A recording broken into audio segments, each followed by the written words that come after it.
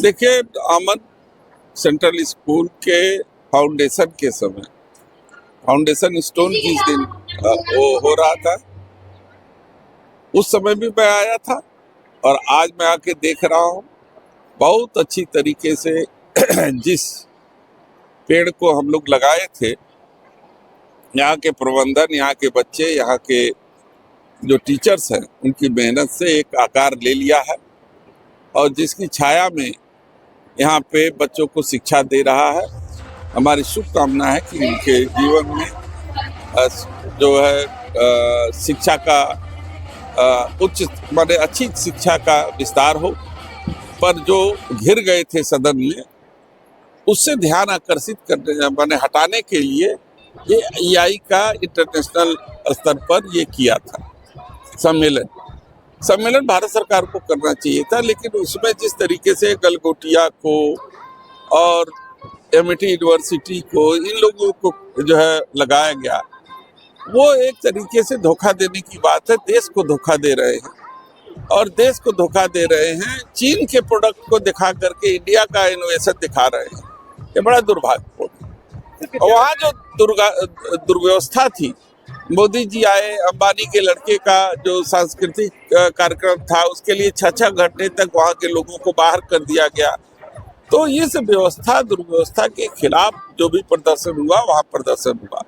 प्रदर्शन का स्थान गलत है, चुना गया, लेकिन प्रदर्शन इसका हुआ है वो सही था। नई शिक्षा नीति आई है और मंत्री जी, आप किस प्रकार से देख पा रहे हैं नई शिक्षा नीति को? इस प्रकार से विपक्ष क्या देख रहा है?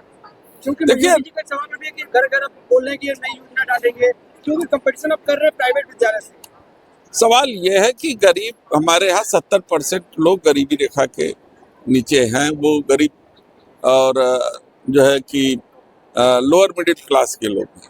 शिक्षा इतनी महंगी हो गई, सरकार को ये चाहिए कि हम शिक्षा कैसे सस्ती करें, हर आदमी, हर बच्चे को कैसे शिक्षा मुहैया कराएं। सरकार इस दिशा में नहीं चल रही। सरकार विदेशी कंपनियों को ला रही है भारत में विद्यालय खोलने के लिए। वो कितने लोगों के लिए करेगी? मात्र 5% लोगों की। इसलिए हम लोग कहते हैं कि ये सरकार गरीब विरोधी सरकार है, केवल देश के अमीरों के लिए काम करती है, गरीबों के लिए काम नहीं करती। इससे लास्ट वाले जिस प्रकार से विद्यालय में वार्षिक उत्सव होते हैं, ये तमाम हर साल होते हैं, इस पे मंत्री जी किस प्रकार से देख पा रहे हैं?